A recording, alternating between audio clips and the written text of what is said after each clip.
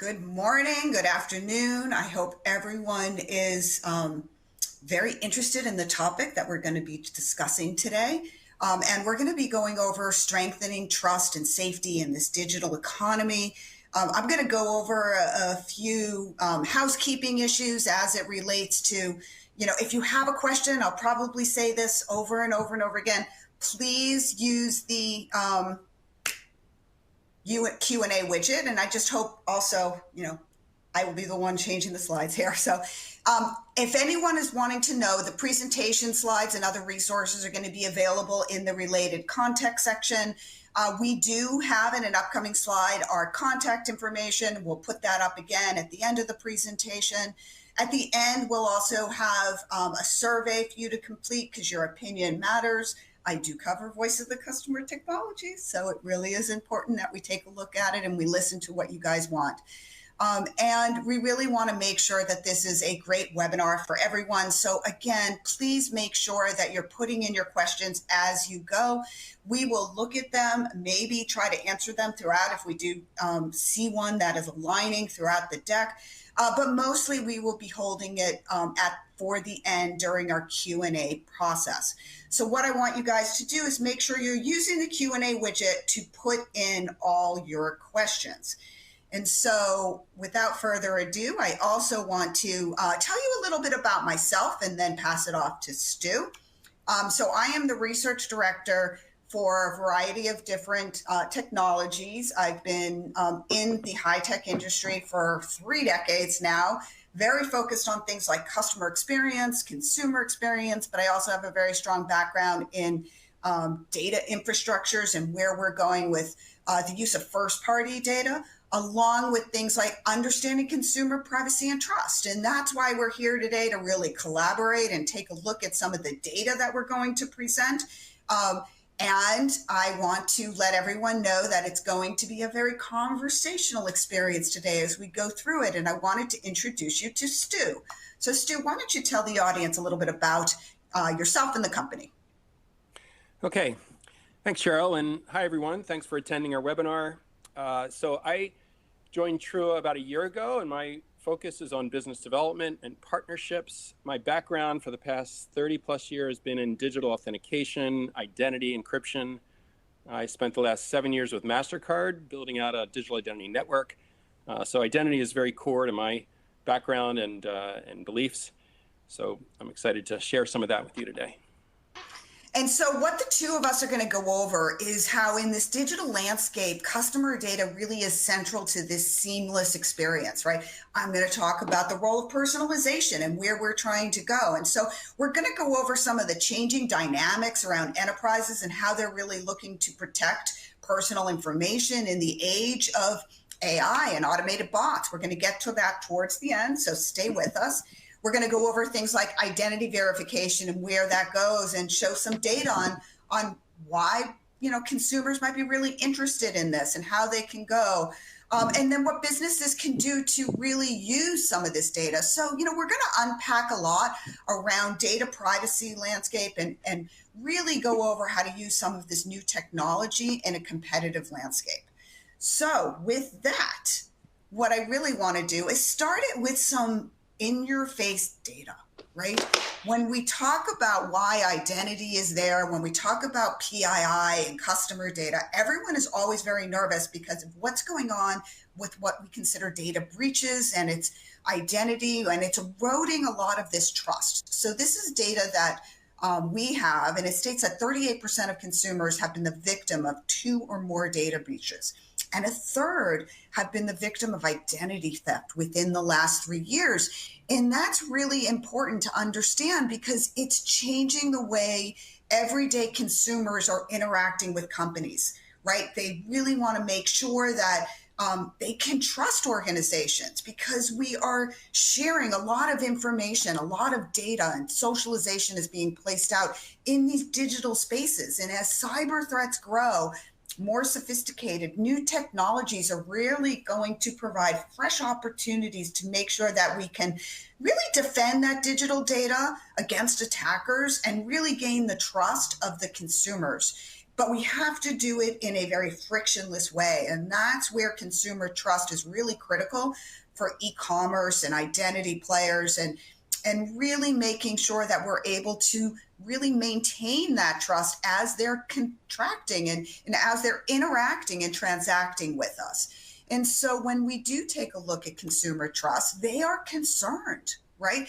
We have tracked consumers' privacy and trust for several years now. And so the growing concern has really happened, and consumers are concerned about their security. They're concerned about their privacy. You can see the data breaches there.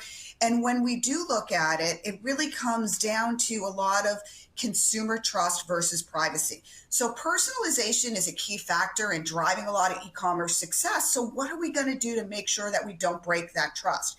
How are we going to make sure that new developments with AI-driven product recommendations and tailored content and these marketing campaigns don't necessarily get misused, right? So that's another concern out there when we talk about security and privacy, because the misuse of data can really occur in a variety of ways, and mishandling personally identifiable information, PII, can really be something that is important for businesses to pay attention to, and encompassing that all data is linked to individuals, but also used in a more transparent way. And so, Stu, you have a lot of information here and how really we can understand the role of privacy and security, and putting a little bit more light into this data. Sure. So Sheryl, I mean, people should be, these numbers are high, but they should be super concerned about their privacy and security, because it is getting more at risk, right? With AI and deepfakes. I mean, this is happening. So there is a real cause for concern. The challenge and the problem we'll get into a bit is data is being stored centrally in many, many locations. Your personal data, from a privacy perspective, we're oversharing our data without consent, at least without informed consent. And you have these data lakes, all these centralized data stores of personal data that can be used for all kinds of fraud and identity theft. So I think this is a absolutely valid and big issue for digital marketplaces and the digital economy as a whole. Okay. Yeah, absolutely. And as you move to the whole marketplace discussion, marketplaces can't thrive without this trust. And so this is another angle that Trua has taken some thought leadership on. Yeah, so this is an interesting example that many of you might remember. It's been a while ago, but used car marketplaces, right? Thinking now about putting our lens on marketplaces and digital marketplaces, etc. Used car marketplaces had very little trust, very little transparency, because transparency is so important to creating this trust. And then in '84, Carfax introduced the VHR, vehicle history reports. And as we can see, the adoption of used car market sales went much higher after that, just through one simple process to have a transparent way to objectively validate a car. So if we think now about a marketplace, and in context of this around, as we think about background screening, think about job marketplaces, right? Where you've got millions of job seekers on a marketplace seeking jobs with many, many employers through the marketplace. Without transparency and trust of, is this person's resume really accurate, or can I really believe that? And we know for a fact, I mean, there's all kinds of stats on fraud in resumes and people, embellishing and just blatantly lying in some cases about their backgrounds, whether it's employment, education, or just a clean background. So this trust and transparency is fundamental. Another example that was just in the news in the Wall Street Journal last week, as it relates to jobs and remote workers, is there's a major North Korean crime ring it's been well known, but the Journal just covered this activity now of Americans who are assisting the North Koreans as posing as remote employees, like IT employees, as an American IT employer.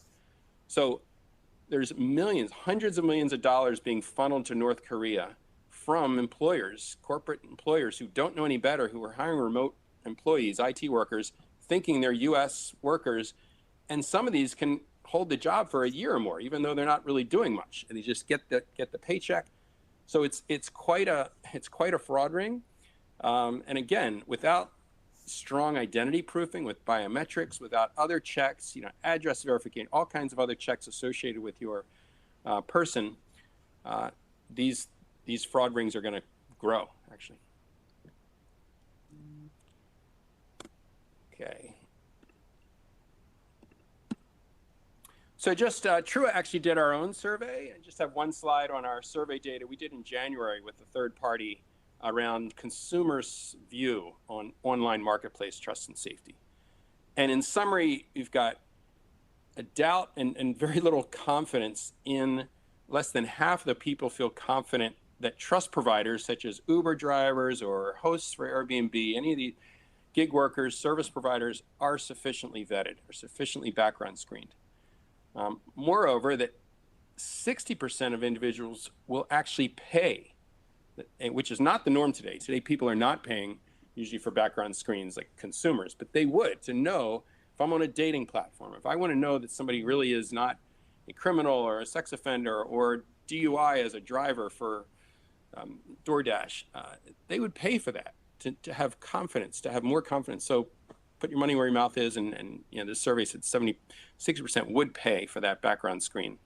And then the last little survey question here is around providers, the actual persons being evaluated. It could be for employment, it could be a driver or a gig worker, contractor, but 77% of individuals would like to have transparency, would like to see their background screen before it goes to the employer, which is not the way it's done today, right? Today, it's all third-party reports. We'll get into how Trua is different here, but fundamentally, people would like to have transparency, visibility, be able to agree or dispute with the evaluator before it's sent to the employer.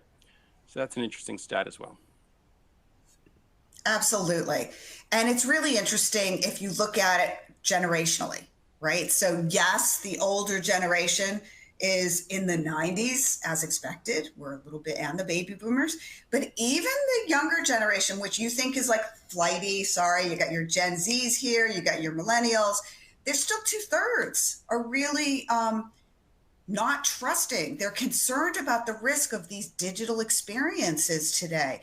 And so when we do look at the generational differences between digital experience and app uses, they might be more comfortable with a lot of the technology by using it throughout their lives, because the younger generations are much more digital natives and they've grown up with these smartphones. They have instant access to information.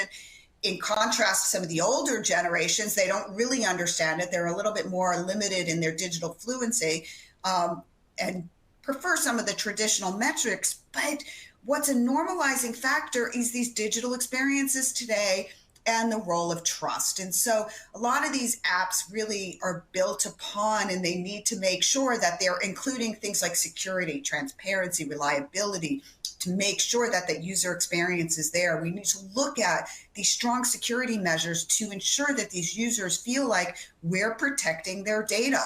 But it's not just security measures. It's a way to look at transparency and have clear privacy policies and how we're using the data to help understand how information is used a lot of time along this way. And Stu, tying some of this generational issue towards maybe some of the data that you just reviewed, anything more that you've seen here?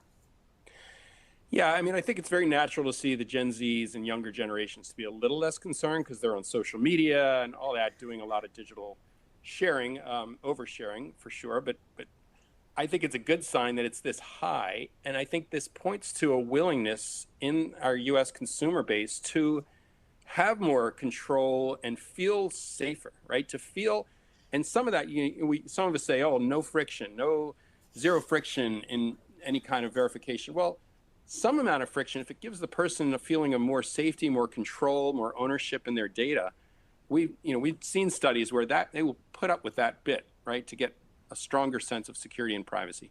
So I think it's a very good sign that there's this much awareness of risk. Yeah, and I agree. And the other thing we've seen, by the way, is a shift around a balance of personalization and privacy, right? So a lot of the data we see actually historically has been very much around privacy in the past, but now we're starting to realize, personalization is not that bad. And we've had over the years seen a shift on that. So we have to keep and make sure that that trust is maintained because businesses want to be able to personalize. It really does improve a lot of the engagement strategies. But when we take a look at where businesses are going here, not businesses, where consumers are, it really is about digital identity. And 82% are interested in having more control over that digital identity. And so when we took a look at this, what does that mean? Consumers are wanting more control over their digital identity for a better experience, exactly what Stu just said. They're seeking greater privacy, security, and the shift has been growing. And so what we want to make sure is when we use these enhancements to improve, how are we using digital identity to streamline internal processes? How are we using things like automated identity verification to reduce the need, some of these friction points that we talked about, for manual checks, for minimizing human error, right? For accelerating service delivery. And so what's the issue, Stu, around control over that digital identity? Right. Well, let's step back and say, you know, what does life look like today for the past 30 years, right? We go to a new website to sign up, register, could be financial, could be anything, right? We have to verify our identity to some degree, some higher assurance, some lower assurance, but there's always some level of, you know, verification to create an account, that account opening process. And we do it over and over again. It's quite frustrating, right? Here I go, sharing my data again. It's stored on these sites. So the status quo is all these fragmented individual identity verification processes being done where you've got no reuse. And that's what's changing. The fundamental shift globally. I mean, the EU is leading this. There's a lot of activity in other countries. The US is starting to do this with what's called a decentralized identity, user-controlled digital identity that they own. You can put in a wallet, your Apple or Google Wallet, for instance, or an app that you like, and reuse that. Own it, share it, have control over it, only share the data that is relevant for that use case, so you can have very tight privacy controls and data minimization on the sharing of data. So this ability to control and feel like you're the one in control of your data, and it's not just being shared without consent to all these third parties and then being stored there. Which is exactly what consumers are asking for. Absolutely. Yeah. Absolutely. So when we look at that, it really comes down to, how to execute on some of this vision, how to make sure that we are giving consumers control over this digital identity and empowering them, but also doing it in the least intrusive way possible. And I think that's where there's some challenge. Sure. So this is really just kind of bringing to life the last point I was making, that today it's super fragmented, right? We all experience this. You're repeatedly sharing your data to verify yourself. And it's less secure. New methods like mobile driver's licenses being issued by the states. There are about over a dozen states, more now, actively implementing mobile driver's license, which is simply a digital version of your physical license on your phone. But it has a whole bunch of strong security verifications around it. Biometric authentication, so it's you. Verifying all the data digitally, so it's actually much more secure than physical driver's license at proving identity. So in 5 years, it's still minimally adopted in terms of volumes, but many states, California are leading many different implementation and use cases around reusable identity that's going to solve this problem. So it'll take some time, but I think we should expect that in the future people will have an identity on their phone that's issued by the government, augmented with other data, other background checks, other verifications into a trust credential that they can share. And they can share for various use cases over and over. So that's where the world is going to, I think that's the way this will be solved. This has taken a bit of time. And PII is very important for businesses, but 3/4 state that more transparency and control of their personal data is being used basically to improve their loyalty given to a business, right? So that's a good thing. And they want more transparency. They want the personal data, but they want to make sure that it's improving their loyalty, right? Their experience. And so when we do take a look at this, what they are looking for is they want a streamlined user experience. And a digital identity verification can simplify things like registration and login process and make it seamless and friendly, user-friendly to that experience for those customers, right? This is what they want. They're not asking for personalized experiences, but what they are asking for is to understand their identity so that you can make sure that that shopping experience for them is much more relevant. That, as Stu pointed out, they feel like they can get into a car safely or understand the dating apps, right? And it's really important for the business because it's their brand reputation. So when we're talking about demonstrating commitment to security and trust, these ways to make sure that you're protecting your own brand can really help you attract more customers. And that's why trust in these digital experience, e-commerce apps, wherever we're trying to go, marketplaces, is extremely important because it will increase purchase intention or customer loyalty, depending on where you're trying to go. By building trust, you can really improve repeat purchases, right?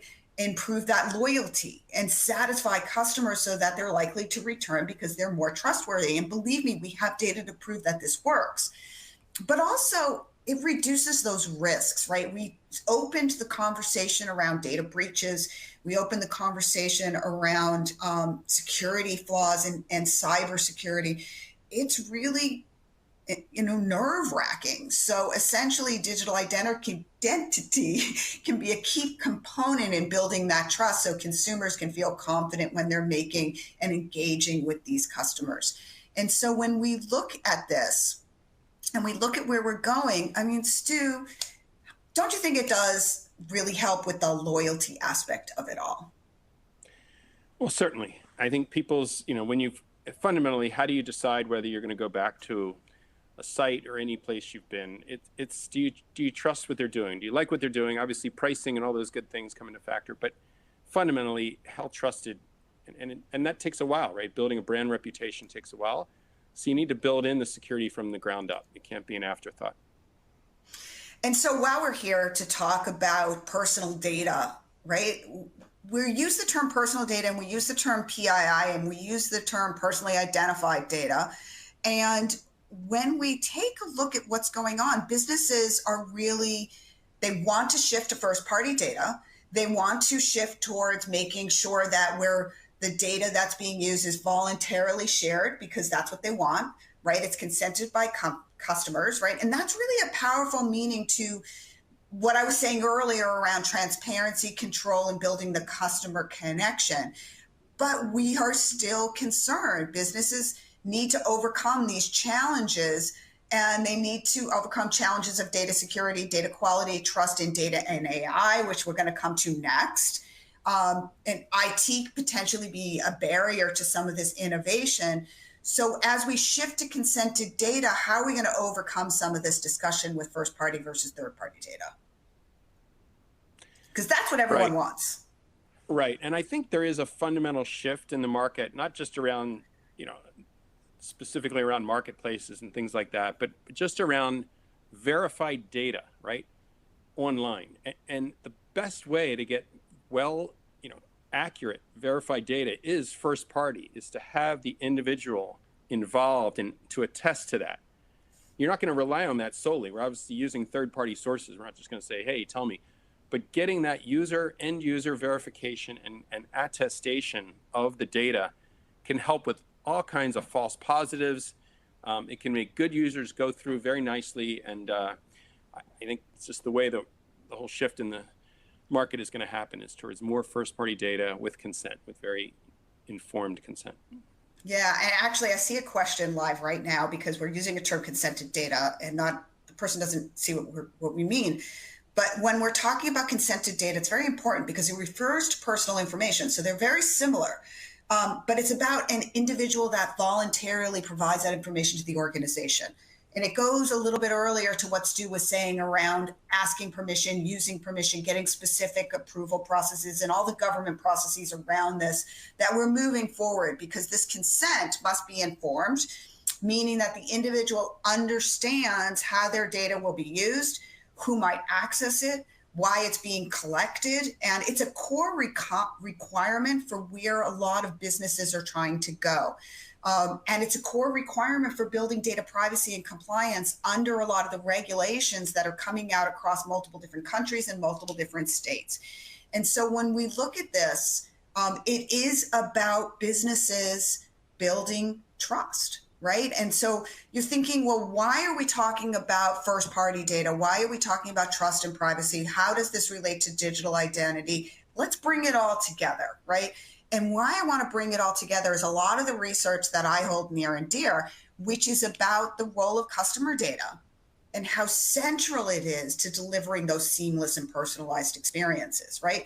So businesses must balance. It's a core balance. And we wrote a report that talks about security and privacy and consumer preferences to foster trust and loyalty, and how we have to understand the difference between compliance teams. And we're going to go through some of this, but why it's so important is because one of the top goals of businesses is to use the growth of this customer data to create more intelligent experiences, right? So this is here. Then we also want to improve that data security around the consent and governance.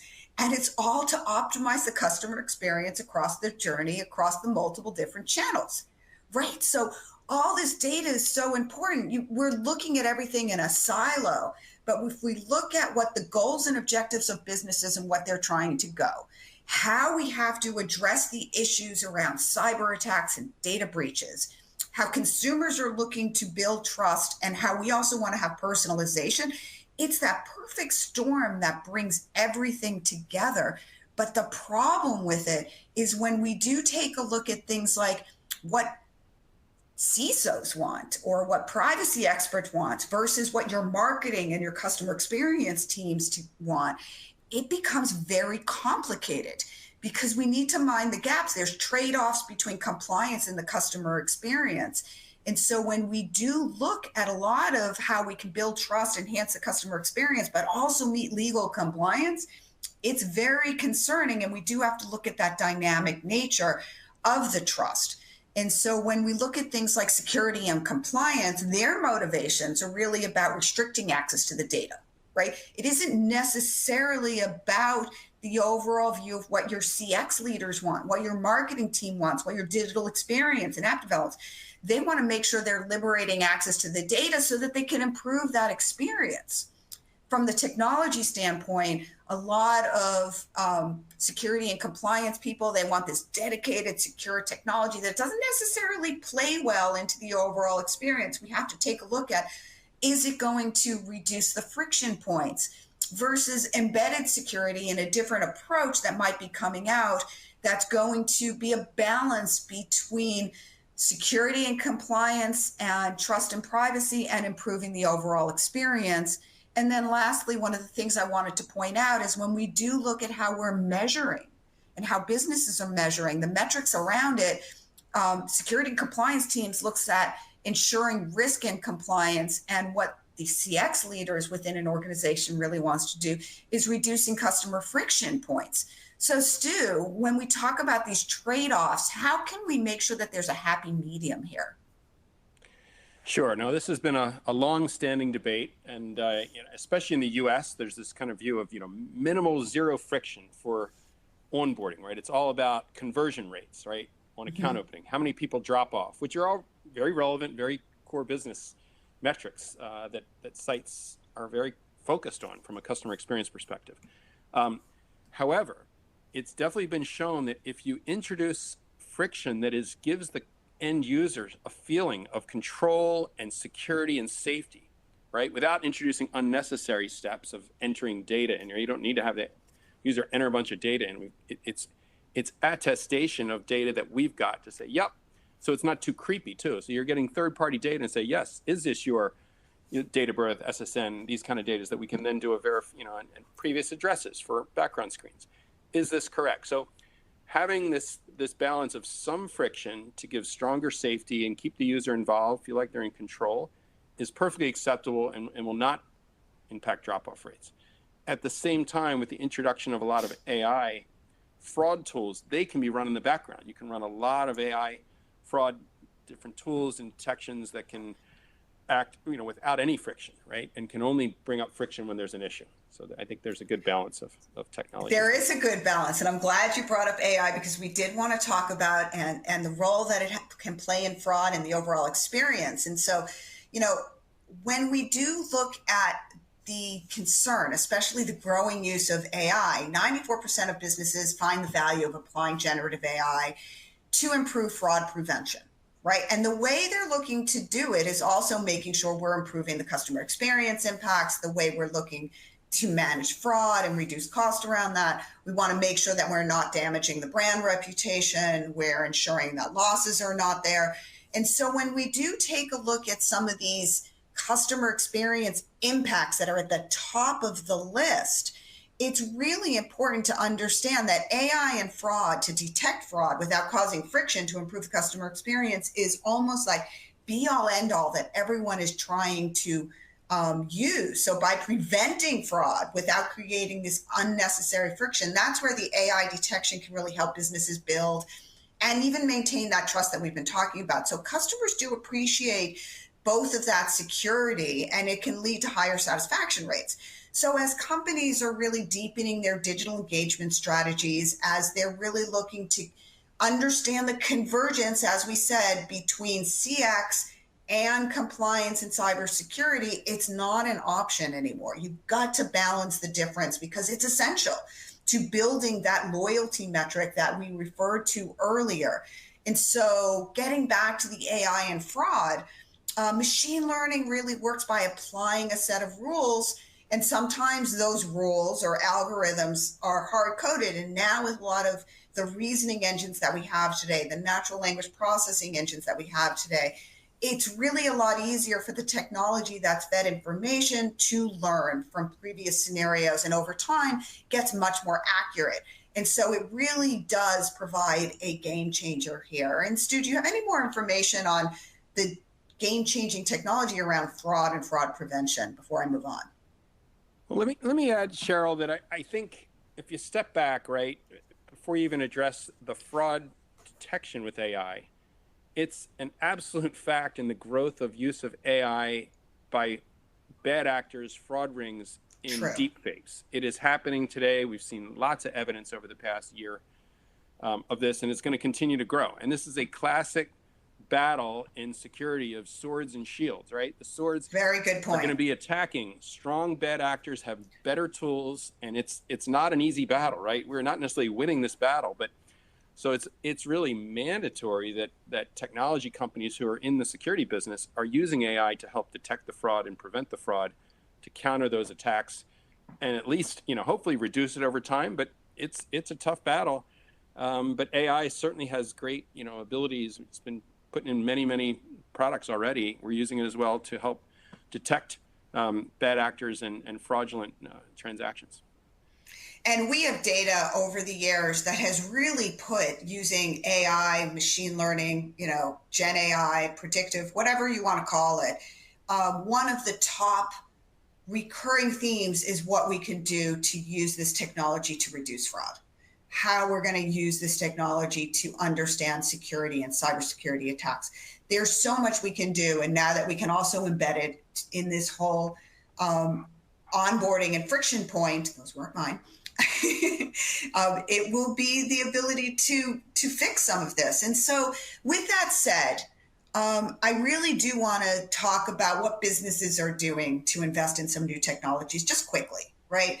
So while we're talking about the use of first-party data, and we are making sure that we want to protect first-party data, a lot of the research we have is around 81% of businesses are really agreeing, and this has grown year over year over year since I've been tracking these metrics and these changes in security. They want to build trusted relationships with their customers. That's a given, right? But what they're doing is they're investing in new types of technologies to manage and protect their customers with privacy and security. And it's taking a variety of multiple different stages to get this done. But what's most important is that they are protecting PII data, because that data is what a lot of your marketers are using. It's what you need to make sure that you're improving the overall customer experience, that you're meeting personalization needs without breaking the trust of the customer in the process. So 86% are creating that single source of the truth to know your customer, right? It goes back to what Stu just said earlier around bots and AI, and where we're using a lot of this new technology and deep fakes. That deep fakes are what's creating a lot of the cyber friction. It is the ability for fraudsters to take advantage of this, even though we want to harness the power of first party data, but we need to do it so that we understand our customer and we're doing it in a secure, privacy centric way. And then lastly, I did want to point out, we're talking a lot about identity management. I wanted to let you guys know that 42% are increasing spend in identity management, and they're doing it to understand the verified trust credentials. And so that is what's most important, putting this all together. As we started with the quotes around cybersecurity and data breaches, then we moved through a lot of the use cases around consumers' trust and privacy and its impact on loyalty. And businesses are stepping out of their comfort zone and addressing the information, and how they're addressing it. Stu, I'm going to pass this off to you a little bit. All right, so let's talk about how we're addressing this, some of the themes we've talked about so far today. Trua is very unique in the way we're creating a reusable trust credential that is a first-party model. So rather than a third-party background report for employees, hires, marketplace participants, and the trust begins with human trust, right? Having trust in the people that are managing and employed by the company. This first-party model gives the user much more control, visibility, transparency, and accuracy. They're attesting to their results. So let's click through a quick demo video here to show you how it actually works.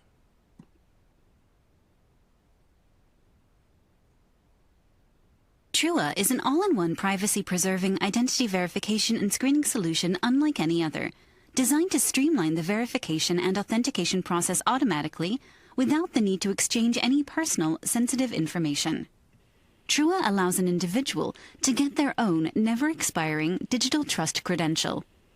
Getting started is easy. First, send an invitation to the individual, who will then receive a notification via email or text.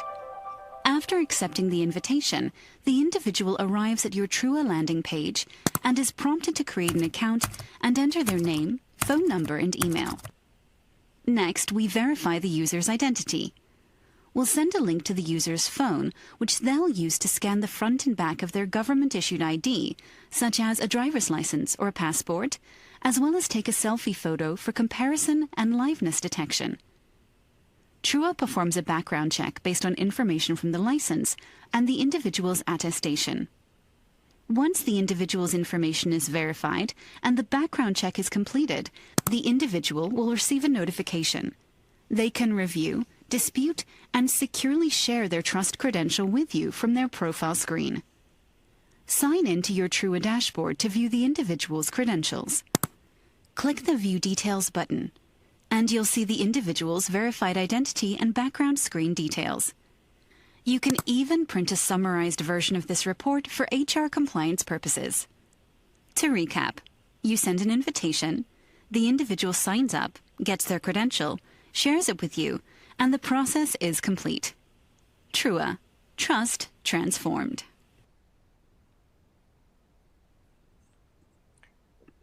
All right, so that illustrates, fundamentally how Trua is unique in giving the end user, the candidate, the applicant for a job, marketplace member, job seeker, the ability to have control and to be the one to share their credential, their background screen with a verified identity. And this, because this is fundamentally different than third-party CRA type approaches, it greatly simplifies FCRA compliance. It's basically a non-FCRA approach because it is first party, it's not third party. The person is in control, they share it, they request it.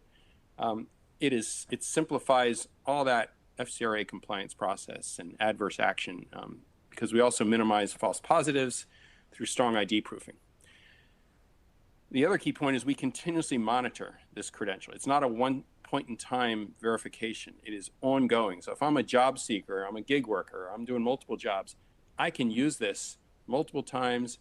It is updated. If there's any court action or any update we detect, we'll update that user profile. and they share it back with the companies that it's been shared with. Trua also provides a score. We've done lots of research and development around building out a score that simplifies decisioning process, right? To basically giving, based on recency, severity of crimes, repeat crimes, things like that. We give an overall score to evaluate the candidate. And the last point is it is very privacy preserving because the user's in control. They're not sharing unnecessary data. They don't need to share their address history and SSN and this data with all their employers. It can be done once with Trua to get your credential, and then you only need to share the relevant information: summary report, score, legal name, contact information, verified email and phone. So very simple. And on top of that, we've introduced AI in the platform to help classify all the different criminal reports that come out. So we were doing this through a rule-based system. Now we've introduced AI to make it very simple for HR to understand criminal background reports and simplify this and deal with all the different local, state, county courts and just do a really smart and simple classification of this data. And I think the last slide, just want to hit on our customer base. So we've got a range of customers, a lot of financial, a lot of healthcare, tech companies. We have a strong national reseller partnership with Thomson Reuters that's been in place for several years. They're reselling the Trua product alongside their risk management products. And we just our newest case study testimonial is from the registry, which is a business that basically places higher ed professionals in the market for jobs. So they're like a mini job board, but basically they need to verify and do screens on all their on their higher ed professionals. And they came back and said, this is simplified, streamlined our checking because they don't need to be in the middle. By Trua doing this, we handle any dispute. They get a nice, clean summary report to make decisions on. So we found, great customer feedback on our process and pretty excited about the future. And with that, I think we'll open it up to Q&A. Perfect. And I did want to constantly remind people to put questions in. I kind of forgot to do that as we got along in the process. But I did remind you, and there were a couple earlier, so I do want to get to some of those. So please, what you want to do is you want to go down to the Q&A area and really put in your questions there because we're not going to be opening it up for verbal information. You really have to use the Q&A information that's there. And so let me go through some of this. So here's one, and we didn't really go over a lot of this. You touched it a little bit, but does Trua use any third-party data sources? Yes, certainly. We're not doing our own court runners, and we have data providers. We have multiple data providers for different types of checks that we do. So yeah, for both identity proofing, for criminal background screens, civil checks, employment, education, professional license checks, motor vehicle registry checks. So for drivers, yes, so we use a range of third-party providers, but then we always feed that result back to the end user, back to the candidate. So they see it, they get the result before it's ever forwarded by them to the business, to the employer or the marketplace. Okay, perfect. I am going to take this one just a minute. Because I had mentioned earlier around personalization versus privacy. So someone asked the question, so like, why are consumers changing their attitudes towards personalization? And that's kind of a fully loaded question. I don't know why they're changing their attitudes, but I can tell you that it's the same question we've asked for the last 5 years.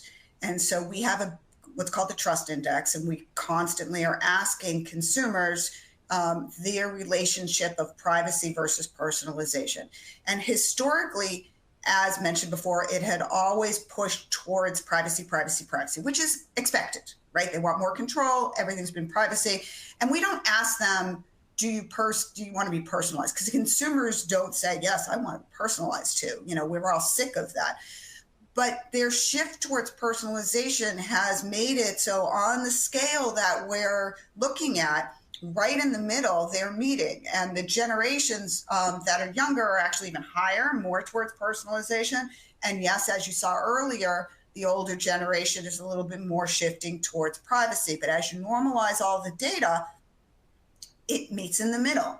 And the biggest jump where this started was actually 2 years ago, and we just finished the other one, and the trend is consistently staying with our trust and privacy there.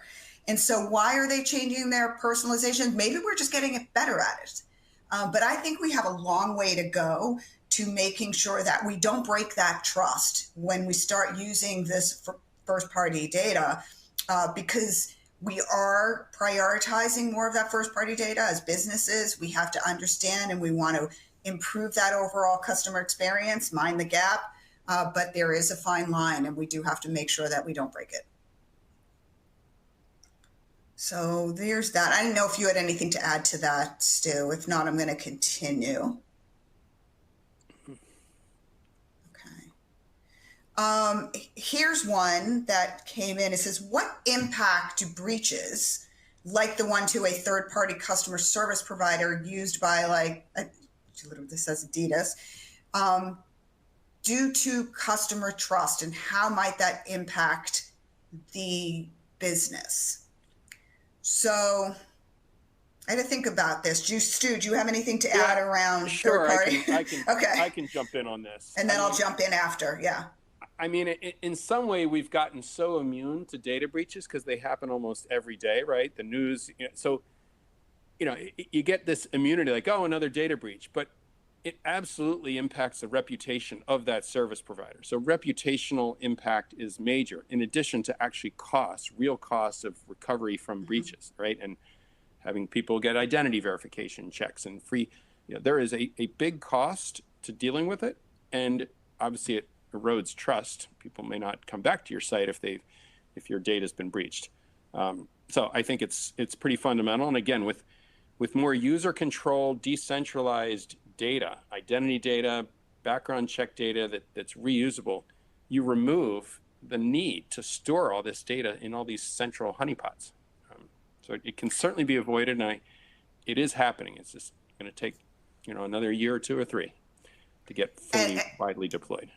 It's true. But one of the things I did want to point out was when we talk about the impact of breaches, and one other question from my research came into play here, that when we ask consumers what their top customer service friction points are, customer service, like what's going to erode your loyalty, believe it or not, the number one thing is customer service, right? So keep in mind, customer service is still the ultimate, and that beat out a data breach, fraud, believe it or not. So that's where it's like 1 and 2. And so you do have to make sure that you're doing both. You're providing a strong customer service, you're building that loyalty, you're engaging with the customer, and you're providing value versus just the transaction. And then you don't want to break that trust and how it is going to impact the business. I go back to what I had said earlier as it relates to, brand reputation. If you do this correct, you are going to improve purchase intention. They're going to be much more loyal. I have research around brand advocates versus price sensitive, and everyone is really trying to get at these brand advocates. So that's around customer loyalty. And it reduces your risk. So trust can mitigate some of these risks associated with these online transactions, making your customers more comfortable sharing a lot of this personal and payment information. So there's that. Hold on. Is Trua using AI in its platform? I think you answered that, Stu, but can you go over it one more time? Yeah, I think, we use it a couple of ways, but I mean, fundamentally, the newest thing we've just implemented in our latest implementation release is around classification of all the different criminal reports that are not standardized at all. So the whole point is you don't want your HR director or operations people to have to be a criminologist, right, to understand background screens and the reports that come out. So we, can use AI to help, summarize and provide clarity around the different classifications of types and nuances around types of crimes, family crime, all these things, to give more relevant data that can be more relevant to a hiring decision. rather than just a court record. So that's, and then we also use it with partners for fraud in context of identity verification, authenticity of government ID documents, right? That's become, certainly strong deep fakes on ID fake, government ID documents is happening. So I think AI is certainly important to be able to detect and basically stop submission of fake IDs. Because fundamentally, before starting any other background screens, you need to make sure it's the person, right? There's so much fraud in identity that, there's a lot where, somebody just asks for static data. Give me a background screen on this person using their date of birth SSN without doing a strong biometric proof. And here you've got this background screen that's on somebody else, right? Because there wasn't a strong identity proofing being done. Actually, so think, you just answered one of the other questions. Yeah. So the question was, why is there important to do a strong ID verification before conducting the background search? So sorry. Right. Yep. That was you just answered that question too. Yeah. Yeah. I know. I did see that question as well, and I think what it can do too is it greatly reduces false positives. Right. This is somebody else's data, because there's a lot of common names with dates of birth, and not every database has an SSN in it that you can use to uniquely identify the person. I know when I did my own background screen, my daughter's address came up because I co-signed on her apartment lease. So I'm like, no, I didn't live there. That was my daughter. I was just a co-signer, but it comes up in your credit history, SSN trace report. So again, doing strong upfront ID verification can prevent a lot of false positives and therefore disputes and adverse actions down the road, right, as part of, in the onboarding process. So it's a really critical first step. Good point. I'm probably on all my leases for my son and daughter. So yeah, maybe I should go double check everything. Let me just look here. Again, guys, please, we have a few more minutes and then we're going to have to close it out. So please put your questions in, and we're hoping to get them all answered shortly. Hold on. I just saw one we haven't answered yet. I think you did, but I just want to make sure. Does Trua's first-party background screening approach fit with FCRA regulations that govern pre-employment checks? Yeah, no, I touched on this earlier, but yeah, I'll certainly address it in a little more detail. So FCRA is the Fair Credit Reporting Act. It governs employment and background screening checks in context of CRAs, credit reporting agencies, because outside of Trua, most of the major traditional background screening platforms and companies act as a CRA. They're providing a third-party report to the business without the candidate seeing it or being involved. With that, there's very strict regulations around when that can be requested. It can't be done before a job offer is made, or it can bias the interview process, right? And all kinds of steps. There's delays and steps. If something negative, derogatory comes back from a background screen, there's a process with FCRA to issue adverse action letters, to give time, 14 days for the person to respond. So it can greatly slow down the process. With Trua, first of all, the request can be made at any time. So it can speed up the hiring process. If you need someone quickly, especially in contractors, gig workers, frontline workers, where there's a lot of churn and hiring, you don't want to wait that. Potentially it can be a week, not usually, but if somebody lived in a rural county and there's a county court check, it's got to do a court runner for that. It can take a week for that background check to complete. Typically it's a day or two. But you can avoid that by actually initiating this background screening process with the individual before the offer is made. It's not subject to FCRA because Trua is not acting as a CRA. It's all first party. So that's a fundamental advantage, and it provides more accurate results as well with this first party model. So at this point, I am going to close it out and just let you know if you need to contact me, and earlier in the deck it had Stu's information. Here's the ability to contact us. And if there's any other questions that might arise, feel free to reach out to any of us. I want to thank you for your time today. We really appreciate it. I hope you enjoyed a lot of the great content that was presented. And thank you very much for attending. Thanks, everyone.